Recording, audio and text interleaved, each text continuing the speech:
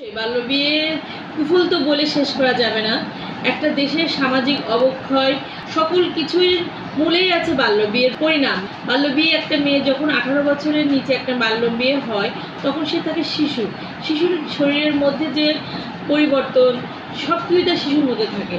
যখন একটা মেয়েকে তার বাবা মা তার নিজের চিন্তা করে যে তার কাঁধে থেকে বোধহয় বোঝা নেমে গেল, এভাবে সে একটা মেয়েকে যখন বিয়ে দিয়ে দেয়, আমাদের দেশের মেয়েদের শারীরিক গঠনে সে দেখা যায় তার 1 বছর কি 2 বছরের মাথায় সে বাচ্চা তার পেটের মধ্যে তার সন্তান সম্ভব হয়ে পড়ে এবং ওর ফলে একটা শিশু বা একটা কিশোরী, সে তো তখন শিশুই থাকে, তার শরীরের অঙ্গ গঠন তো তখন তো পরিবর্তন হয় না, কিন্তু তার অন্য যেগুলো বিয়ের ফলে তার শারীরিক যে পরিবর্তনগুলো হয় ফলে সে রক্তশূন্যতায় ভোগে, তার শারীরিকভাবে সে ভেঙে পড়ে এবং তখন তার যে বাচ্চা হয় বা সেই বাচ্চা নিয়ে যখন সে পরিবার থেকে বের হয়ে আসতে চায় তখন দেখা যায় যে সংসারে সে কাজের মনোযোগ দিতে পারে না, সংসারে অশান্তি শুরু হয়, দাম্পত্য কলহ থেকে শুরু করে নারী নির্যাতন, যৌতুক নিরোধ, প্রচুর ঝামেলা তৈরি হয়। এর ফলশ্রুতিতে লাস্টে কী হয়, মামলা মোকদ্দমা এবং বিয়ে ডিভোর্সের সংখ্যা, তালাকের সংখ্যা, বিয়ের সংখ্যা ভেঙে যায়।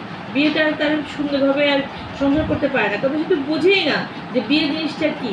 বাবা মার কাছে সে একটা সন্তান সহ আবার ফিরে আসে। এই যে বাবা মার কাছে ফিরে আসছেন একটা বাবা মা, তখন আমার অফিসে এরকম প্রচুর দাম্পত্য কলহের ফলে, নারী নির্যাতনের মামলার ফলে আমার অফিসে প্রচুর আসে, যেগুলোকে আমরা মূল উৎপাটনে দেখি বাল্যবিয়ে। তার 14-15 বছরের বয়সে বিয়ে দেওয়া হয়েছে, সে 18-19-20 বছরের আগেই সে একটা বাচ্চা সহ বিয়ে ভেঙে গেছে। আসলে কুফলটা বলে শেষ করা যাবে না। এই কুফলের জন্যই আমাদের একটা নারীর সমস্ত, তাকে আমরা কোনো ভাতাভুল সামাজিক নিরাপত্তা বেতনের মধ্যে আনতে পারি না, কারণ তার বয়স তখনও কম থাকে এবং সে সংসারটাও মনোযোগ দিয়ে করতে পারে না, ফলে সমাজে বিপর্যয় নেমে আসে, সমাজে বিশৃঙ্খল নেমে আসে। কুষ্টিয়ায় বাল্যবিয়ে বন্ধ করার জন্য আমাদের অনেকগুলো পদক্ষেপ রয়েছে। আমাদের বিভিন্ন কিশোর কিশোরী ক্লাব আছে কুষ্টিয়ায়, প্রত্যেকটা উপজেলাতে জেলাতে সহ 70টার মতো আমাদের কিশোর কিশোরী ক্লাব আছে। সেখানে কিশোর কিশোরী আছে, জেন্ডার প্রমোটার আছে, সুপারভাইজার আছে, ওখানে মহিলা মেম্বার সহ এলাকার গণ্যমান্য ব্যক্তিরাও ওই ক্লাবের বিভিন্ন কমিটির সদস্য। তাদের মাধ্যমে আমরা বিভিন্ন জায়গায় বাল্যবিয়ে খবর পেলেই তারা বাল্যবিয়ে বন্ধ করতে যায়। এছাড়া আমরা বিভিন্ন জায়গায় উঠান বৈঠক করতেছি। আমাদের যারা সামাজিক নিরাপত্তা বেতনের মধ্যে আসছে, যেমন VWE মহিলা, মা ও শিশু সহায়তা কর্মসূচির আওতায় মহিলা, তাদেরকে নিয়ে আমরা বিভিন্ন জায়গায় মিটিং করতেছি। প্লাস কাজী যারা আছেন, ইমাম সাহেব যারা আছেন, যাদের দিয়ে বিয়ে পড়ানো হয়, তাদেরকে নিয়েও আমরা উঠান বৈঠক, তাদেরকে নিয়ে সভা সেমিনার করছি। এর মাধ্যমে আমরা চেষ্টা করছি বাল্যবিয়ে যাতে বন্ধ হয়। মোটামুটি সচেতনতা বৃদ্ধির লক্ষ্যে বিভিন্ন জায়গায় আমরা যেখানে বাল্যবিয়ে বন্ধ করতে যাই, অনেক সময় আমরা মোবাইল কোড করছি প্রশাসনের মাধ্যমে। আমাদের ডিসি স্যার এবং ইউনো মহোদয় সহ সব উপজেলার ইউনো মহোদয়রা এই বাল্যবিয়ে বন্ধ করার কাজে আমাদের সাথে একত্রিতভাবে কাজ করছে।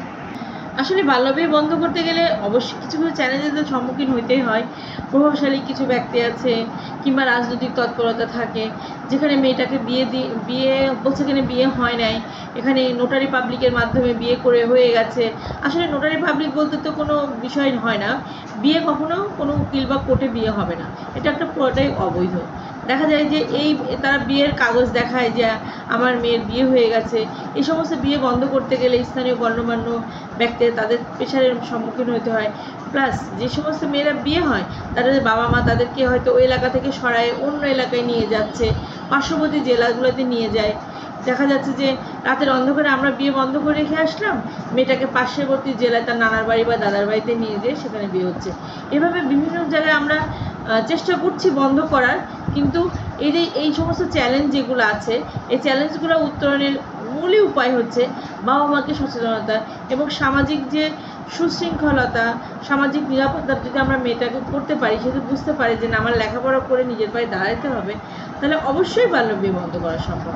আসলে আমাদের মাননীয় প্রধানমন্ত্রী শেখ হাসিনা MP মহোদয়, ওনার কথা স্মার্ট বাংলাদেশ করতে গেলে আমাদের সবাইকে স্মার্ট হতে হবে এবং আমরা 2041 সালের মধ্যে আমরা স্মার্ট নাগরিক হিসেবে আসতে গেলে পরে আমাদেরকে সব কিছুই যে আমাদের ভিশন 2021 থেকে শুরু করে আমরা এখন 2031 সালে যেতে আমাদের যা যা করণীয় নারীর ক্ষমতায়নে, সেখানে বাল্যবিয়ে অবশ্যই বন্ধ করতে হবে।